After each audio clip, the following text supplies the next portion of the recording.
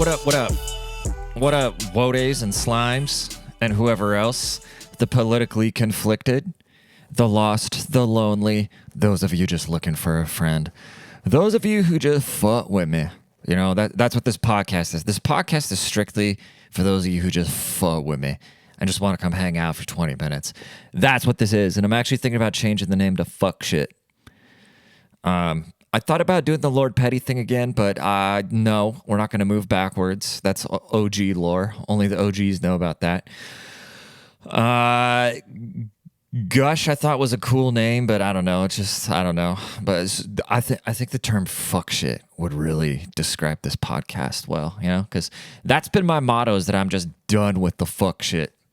I've been done with the fuck shit for a long time, dude. Whenever I start feeling myself getting worked up about something or too worried about something, I just feel like, whatever. I'm going to die. I'm not going to worry about the fuck shit. You know, I try to just bury all my feelings. No, I don't. I think you got to recognize your feelings. You know, you got to sit there for a second and be like, ow, this sucks. And then you just got to go, fuck it. I'm going to die. That's why after a certain point when people get so caught up on their childhood traumas. And I know that's easy for me to say because relatively speaking, because of divorce, I had the greatest childhood ever. You know, I got to live in the funnest, sickest neighborhood ever in Germany. And then I come spend the summers with my dad riding ATVs and doing country shit and going and playing tennis with my grandma. So my childhood was lit, but, you know, we've all gone through things. And I don't know, when I just hear these people that are like in their mid-30s still just like moping around, drinking themselves to death, being like, oh, my dad was mean to me. I don't know, bro.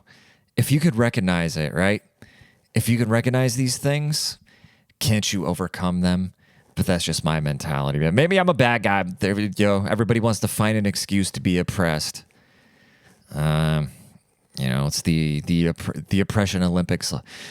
It's like when it's when hood dudes brag about how shitty their neighborhood is. They're like, oh, I can't wait to get out of the hood, but also let me brag about it. That is the equivalent to the white guy who talks about how big of a class clown he was in high school and how we've slept with so many girls. But he's like, oh, but I'm a better man now. But he's like low-key proud of being a degenerate. It's like when black guys talk about the hood. You know, they like brag about how shitty their neighborhood is, which never made sense to me. But the moral of the story is, yeah, I'm done with the fuck shit, dude. Speaking of, today's Memorial Day. We gotta, you know, send the blessings to the soldiers that have given us too many comforts. You know, there's too many comforts in this country. There's too much time to be comfortable. There's too many things to be grateful for.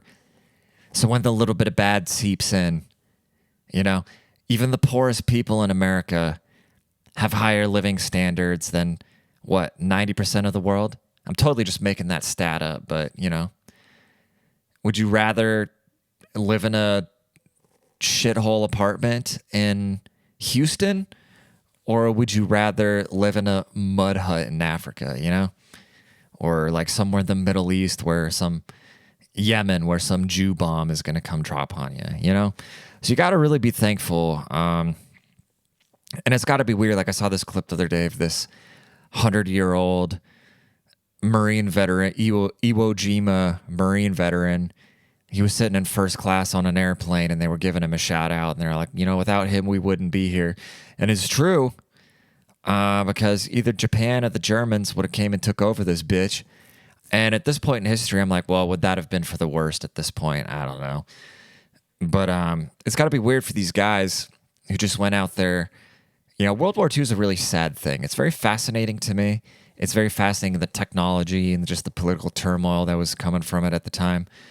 But it's also just so sad to me. You know, all we ever talk about is the 6 million Jews. But then you think about just all the millions of just young soldiers, just these great young men on who've just been enlisted by their governments on whatever side, who had no say in anything, go and put each other through just the most treacherous things imaginable, you know?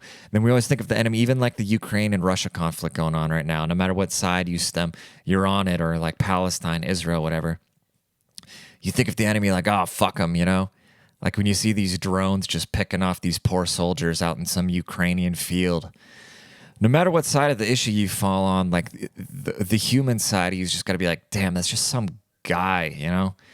That's just some guy with hopes and dreams, and he probably had financial struggles, so he went and joined the military. Little did he know he'd be laying in a ditch being a political pawn. And it just kind of shows how the world ain't quite fair. I watched a thing called Generation Kill the other day. It was about the first group of recon Marines to go into Iraq. You know, so they were all like Afghanistan vets, and they went into Iraq. And it was cool because they had a lot of the real guys they consulted on the actual film project. And in my opinion, it was one of the best like Middle East conflict things I've ever seen, because it wasn't overly, you know, they had some shootouts, there was some actions, but they really captured the boredom and chaos of war without glorifying it and without shitting on it too much. It seemed like such a neutral, realistic perspective. And I think that's really what we need, you know, because I grew up watching war movies. I wanted to go fuck some shit up because I grew up watching, you know, We Were Soldiers and all these, you know, you hear the trumpets roaring and you see guys just running out with M16s attacking some rice farmer, and you hear the trumpets roaring, and then they're getting mowed down, and oh, they died with honor. It's just sad, you know? It's just sad that war even has to be a thing.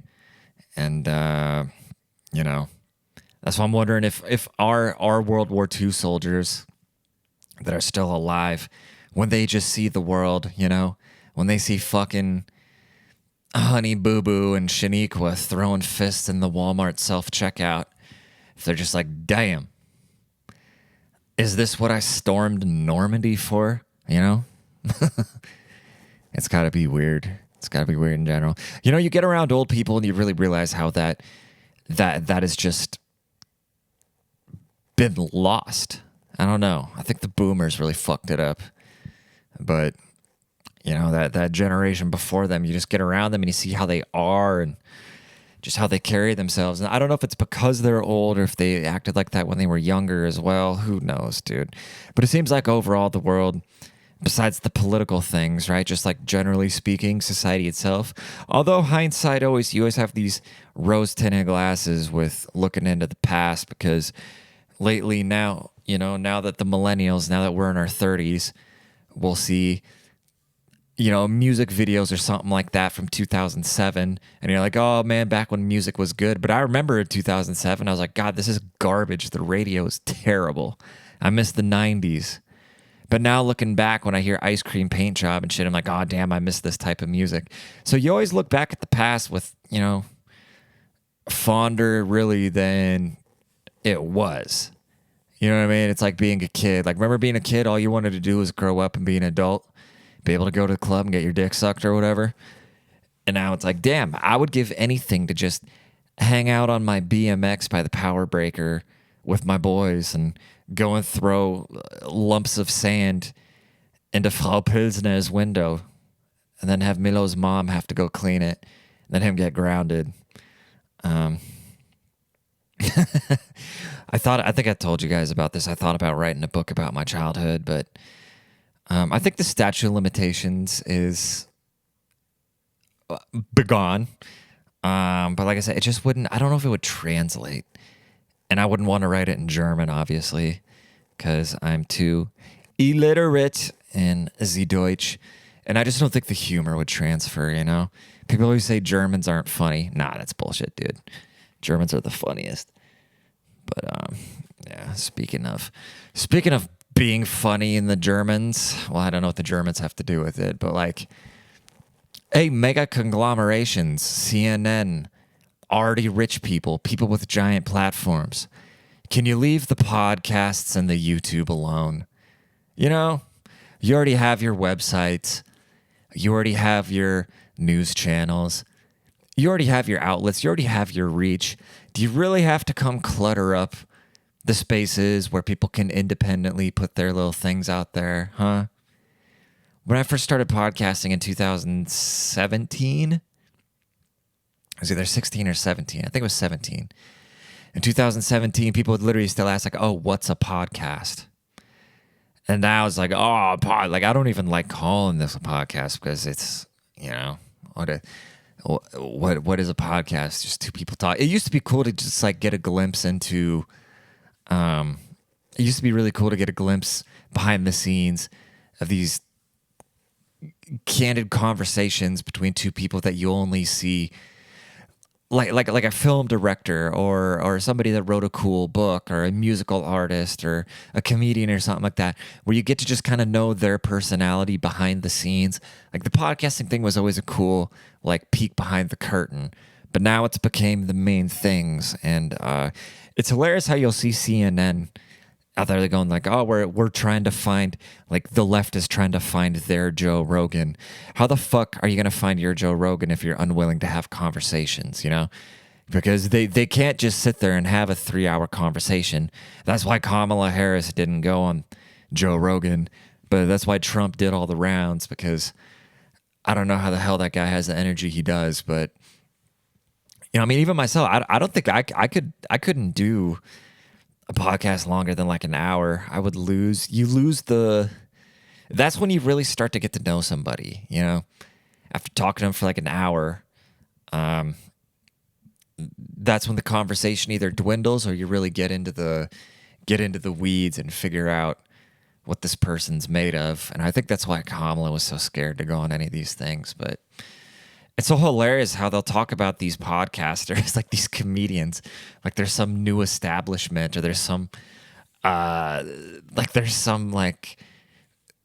organized effort to overthrow the traditional media. Like, no, people just aren't listening to that garbage. When you try to just feed people garbage for so long, especially after all the like COVID shit, the last 5 years of just misinformation and left-wing propaganda in every single outlet. Like people that are labeled conservatives now are conspiracy theorists, which I don't know why those two things go hand in hand. But the things that have been labeled right wing at this point are just laughable. It's like literally the most liberal people that I know are like, oh, well, I guess I'm a Republican now because I simply want to have a conversation. I said, and that's what it's so funny. Like these leftist journalists and stuff, they think there's this big organized thing, like all these comedians and podcasters are stuff in cahoots. But what's happening is they're having open dialogue about, and usually when you have open dialogue, unless you're dealing with just the world's biggest morons and somebody isn't trying to set an agenda, if everybody's having open dialogue, you're pretty likely to come to the most logical conclusions. If everybody's trying to get to the depths of whatever those subjects are, we're probably going to get to similar conclusions, right? So that's why you have all these podcasters, and the left-wing media is like, oh, all comedy and stuff is right-wing now. Like, no, it's not meant to be, quote, right-wing or anything. It could be on anywhere of the political spectrum. It's just people are having uncandid, unfiltered, unedited conversations. And like I said, typically smart in general people are going to come to relatively same conclusions, because usually there is only one right and one wrong. Obviously, there's gray areas in every field and every topic and whatever you want to put it. But generally speaking, if you're able to have an open conversation about things, you're going to come to the most logical and flawless, whatever the word is, conclusion, And that's the problem with the left. They don't want to have these conversations. They just say, oh, no, that's hateful. That's no, we don't do that. Like they shut down the conversation before it can start, so they get caught in this loop of just like woke bullshit, that makes no sense, where you just got to walk around pretending like, oh, okay, yeah, I guess the sky's orange now, God, it pissed me off. I had a tweet the other day. It went, I don't know, let's see, what's it at now? What's that on Instagram? Because for some reason my tweets on Instagram go crazy, but my Twitter itself is just shadow banned to all hell. So it's got 474,000 views right now. I don't know if that's considered viral or not. I don't like using that lightly. People will be like, oh, my thing got 20,000 views. That's viral. No, it's not, dude. I think anything under like 5 million really isn't viral, but whatever. But so I said, so the vaccine was in fact confirmed pointless. The virus had been proven to have came from a lab, and Biden was in fact mentally incapacitated. Mainstream confirms. So to my longtime friends, I called me a right-winger conspiracy theorist, cut me off. We cool now. So I made that post. It went pretty crazy. And then the next morning, somebody stole those exact words and they put it over a picture of Tyler Durden. And then that got like 52 million views on Twitter, and Elon reposted it. And yeah, that's the story of my life. That is the story of my life. And that's why always being ahead of the curve is annoying. And then a lot of people have been trying to rebuke those things that I said. They're like, oh, do you have a source? It's so funny because then on the post, go and people are like, do you have a source for any of these things you're saying? No, I don't have a fucking source. Take in all the information and draw conclusions from it. Nobody's going to come out and exactly say what I just said, because that would mean I'm just repeating what they just said, which brings us back to square one, where we're just regurgitating all this mainstream news bullshit. You got to look at the big picture. You got to look at the big picture and process things. Be like, well, okay, well, if the vaccine was really that, the vaccine that they're trying to give people cheeseburgers to go get for their health, right? If the vaccine was that great, why did you keep having to keep getting boosters? And what happened to COVID? It's not like COVID's still floating around the same way it was. People still getting it all the time. But then you're like, oh, well, the vaccine, you got to just constantly stay boosted. And then that'll give you, that'll make you be able to handle the virus better or something. I don't know. What's the difference between that and getting natural immunity? I don't know, dude. I'm not a, whatever the vaccinologist. I'm not going to pretend like I'm an expert, but I do have common sense. If I have to get a booster every 3 months, so I won't get as sick when I keep catching the same shit, you would think I wouldn't keep getting as sick when I keep catching the same shit in general, So what the fuck is sticking all this mercury and shit in my body going to do for me? Fuck all that, dude. And then Biden, people go, oh, are you a mental health expert? No, I'm not a mental health expert. But if you need a mental health expert to tell you that guy was fucking off his rocker back in 2019, I don't know. I don't know how you get through life. Like, I don't know who ties your shoes and how you walk out into the world if you couldn't tell that there was something wrong with Biden, And then the Wuhan COVID lab, that's been pretty much like, even the CDC will say, like, yeah, it was likely came from a lab. Nobody fucked a pangolin or ate a bat or, I don't know, sucked off a turtle, whatever they tried to say, in China. It's pretty well known that it came from a lab now. And I think you can even go deeper down the rabbit hole and be like, oh, well, I think this was all a grand conspiracy to get Trump out of office at the time, make him look bad, crash the stock market, which worked for a while. Then they got dementia-ass butthole Biden in there, which that I don't understand how. So the left is this party of we must preserve democracy, and Republicans are a threat to democracy. Meanwhile, 2016, Bernie won the primary, and then they were like, no, they were like, I would have voted for Bernie. I wasn't into Trump at that point. I wanted Bernie. I wanted Bernie Sanders. He won the primary. We're like, oh shit, this is going to be our candidate finally. And then they're like, nah, the DNC was like, nah, fuck you. We're going to run Hillary.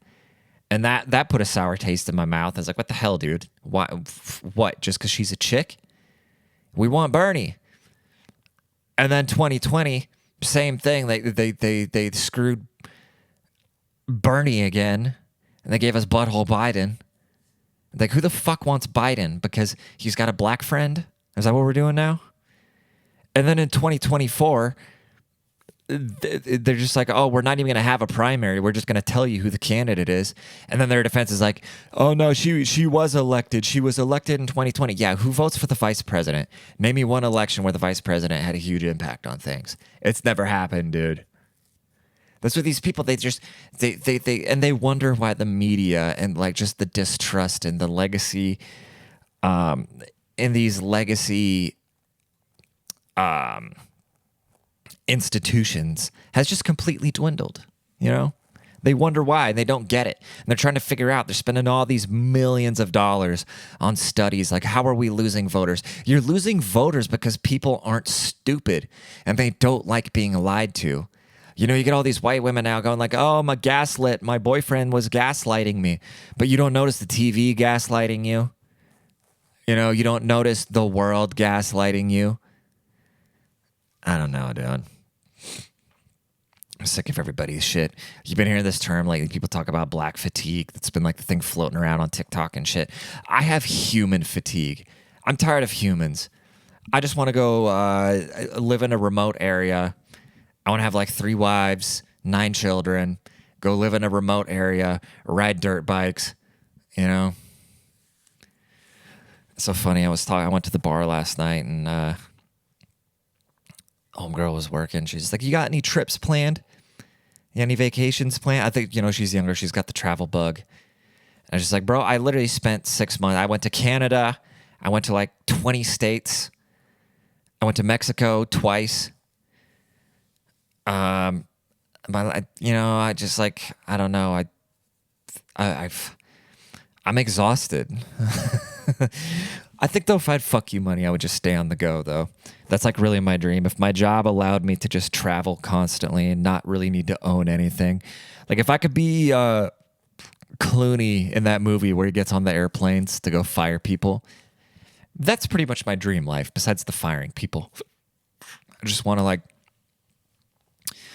go around and do podcast appearances or something. Or I wouldn't even really want to be a travel vlogger because travel vlogging, I don't know what I want to do. I guess I'm clinically depressed.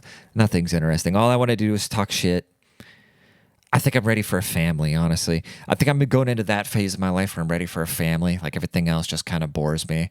Where like as soon as I get around kids and stuff like that, I find it super entertaining just to see how their brain works. And I want to pass on to them what I know, so they can go out here and, you know, swang massive life dick.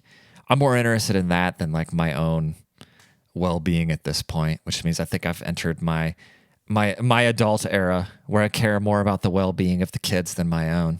And I don't even have kids. So I guess that's where we're at. But, well, speaking of where we're at 20 minutes, and I told y'all these would be 20-minute episodes, and I don't think there was a single funny point in this, but that's okay. Not everything shits and giggles. You know, happy Memorial Day. Y'all motherfuckers take care. Please share the pod. Go follow me on all the socials, and go sub to the YouTube channel. Most importantly, go sub to the YouTube channel, and I'll talk to y'all later. Adios.